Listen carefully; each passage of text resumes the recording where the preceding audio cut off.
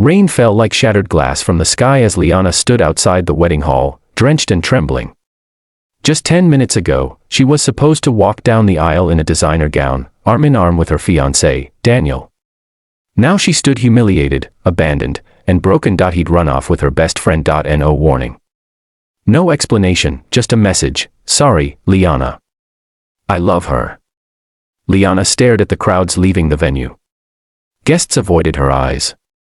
Her makeup, once elegant, was now a mess. The roses she'd held tightly were crumpled in her fists. She couldn't go back home.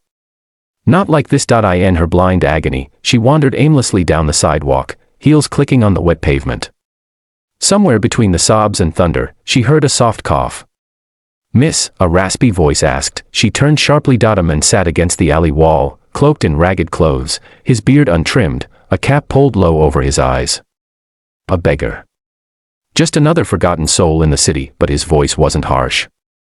It was gentle. "You all right?" he asked again. "No," she whispered. "I'm not." There was silence. And then, in a shaky voice, she asked something she never thought she'd say: "Will you marry me?" The men blinked in disbelief. "You what?" "I need to get married tonight." "It's stupid. It's insane. But I just can't face them like this. Not after what they did." His eyes searched hers, eyes she couldn't see beneath his cap. "I don't have money," he said. "I don't care." He stood slowly, surprised at his own words. "All right, then." And just like that, they were at the courthouse. Wet clothes, mismatched appearances, strange glances from the clerks. But she didn't care. She signed Liana Grace Morgan beside Jude Reed, a name he gave without hesitation. By midnight, she was no longer alone. The next morning, Liana woke in her small apartment. The men she'd married slept on the couch. She stared at his silhouette for a long moment. What had she done? But strangely, she didn't regret it. He never asked for anything. He never imposed. In fact, Jude cooked, cleaned, and even repaired the leaky faucet. He stayed out of her room, always polite. He never acted like a husband, but he protected her like one. Over the weeks, they shared quiet meals and deeper conversations. He was kind. Witty. Thoughtful. One night, over tea, she asked, "Who were you before this?" He smiled. "Let's just say I needed to get away from who I was." "No one chooses to live on the street." He looked at her seriously. "Sometimes, having everything makes you feel nothing." She didn't understand it then. One day, a black car pulled up to her apartment building. A man in a suit stepped out. "Ms. Morgan?" "Yes.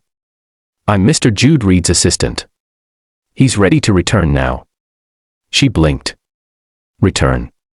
To Reed Enterprises? He's the acting CEO." Liana laughed.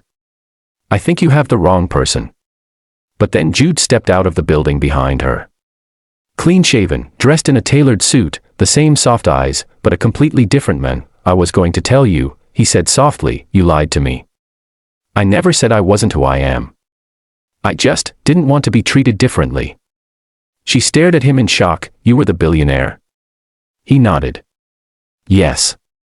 And before that night, I was nothing but a man running from gold diggers, fake friends, and pressure." "But I married you thinking you were nothing," she gasped. He stepped closer. "You married me when I had nothing. That means everything." Tears filled her eyes. "I loved you," she whispered. "Before I knew."